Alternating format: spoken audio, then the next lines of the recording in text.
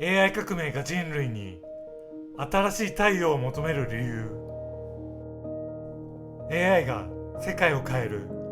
そう聞くと多くの人はこう考える。オープン AI がもっと優秀な AI を開発した。画像を作れるようになった。動画を生成できるようになった。人間の仕事がなくなるかもしれない。しかし本当に起きている変化はそこではない。 AI 革命で最も見落とされていることがある。それは知能革命の裏で電力革命が起きていることだ。かつて電力は工場を動かした。産業革命を支えた。その後電力はコンピューターを動かした。インターネットを生み出し IT 革命を支えた。そして今電力は知能を動かし始めている。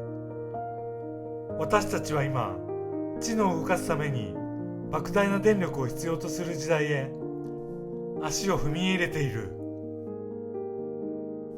あなたの AI はどこで動いているのか。今あなたがチャット GPT に質問する。その答えはどこで作られているのだろうか。多くの場合その計算は日本ではない。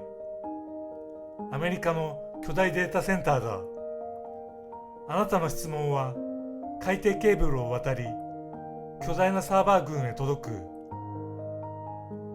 そこには数万台規模の GPU が並んでいる。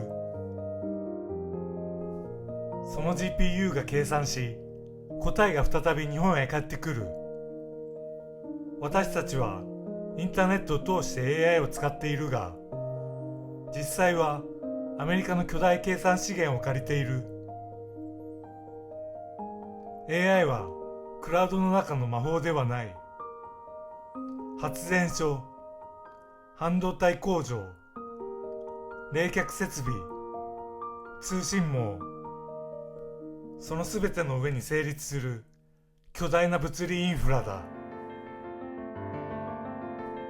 たった一行の質問の裏側。ここでこう思うかもしれない。たった一行の質問でそんな大げさな話になるのか。実際一回の質問で使う電力は小さい。 LED 電球を数秒間点灯する程度だ。しかし問題は利用者の数にある。世界中で何億人もの人が AI を使う。毎日何十億回もの質問が飛ぶ。ここでこう思うかもしれない。たった一行の質問でそんな大げさな話になるのか。実際一回の質問で使う電力は小さい。 LED 電球を数秒間点灯する程度だ。しかし問題は利用者の数にある。世界中で何億人もの人が AI を使う。毎日何十億回もの質問が飛ぶ。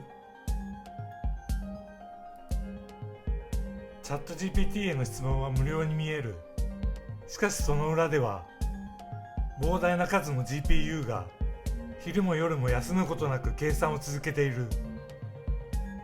そして将来的には AI を支えるデータセンター全体で原子力発電数基分に匹敵する電力が必要になるとも言われている。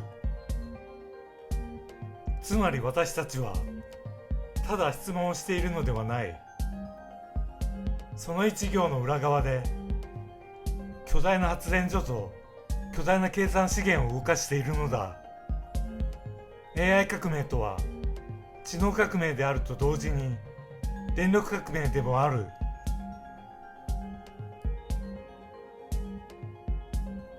文章生成は始まりに過ぎない。 AI はまだ始まったばかりだ。今は文章生成が中心だ。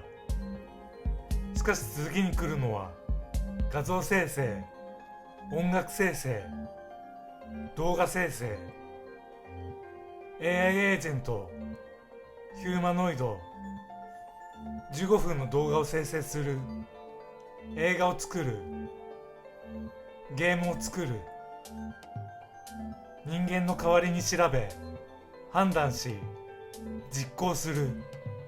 未来の AI は単なるチャットではない。一人の人間に対して複数の AI が働く社会がやってくる。知能が増えるほど計算量も増える。そして計算量が増えるほど必要な電力も増える。AI だけの問題ではない。ここで重要なのは AI だけが電力を消費しているわけではないことだ。 AI 時代に EV が普及する、自動運転が始まる、ロボット工場が増える、ヒューマノイドが働き始める。これらは全て電力で動く。今までガソリンで動いていたものが電力へ置き換わる。つまり世界は今、石油文明から電力文明へ移行している。車も電気、工場も電気、そして知能も電気。未来の社会は電力なしには成立しなくなる。巨大 IT 企業はすでに動き始めている。この変化に最も早く気づいているのは AI 企業自身だ。OpenAI、Google、マイクロソフト、アンソロピック。彼らは AI モデルだけを見ているわけではない。原子力、SMR、核融合。OpenAI の1日のデータセンターの電力は原発数基分相当規模になりうる。そのためこうした分野にも関心を持ち始めている。なぜか、理由は単純だ。知能を成長させるには GPU が必要だから。 GPU を動かすには電力が必要だから。例えば現在の生成 AI は私たちが想像する以上の電力を消費している。一人一人の質問に使われる電力は小さい。しかし世界中の何億人もの人が利用すると、その積み重ねは膨大になる。将来的には AI を支えるデータセンター全体で原子力発電数基分に匹敵する電力を必要とする可能性も指摘されている。つまり AI 企業が直面している課題は AI をどれだけ賢くするかではない。その知能を支える電力をどう確保するかでもある。だから彼らは原子力、SMR、核融合、こうしたエネルギー技術にも目を向け始めているのだ。もう一つの戦い、電力効率。 AI 企業が発電技術に注目する一方で、もう一つの戦いも始まっている。それはどれだけ少ない電力でどれだけ大きな知能を動かせるかという戦いだ。もちろんこの課題は Apple や TSMC だけのものではない。 NVIDIA も Google も Microsoft も世界中の企業が取り組んでいる。しかしその中でも Apple と TSMC はかなり早い段階から電力効率を重視してきた企業だった。 Apple は高性能化だけではなくバッテリー寿命、発熱、消費電力を重視してきた。そして TSMC は微細化、先進パッケージング、高効率半導体を追求し続けている。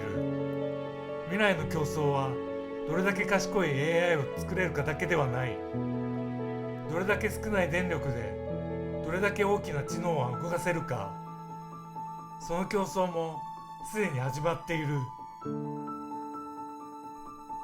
核融合発電は夢から必然へ。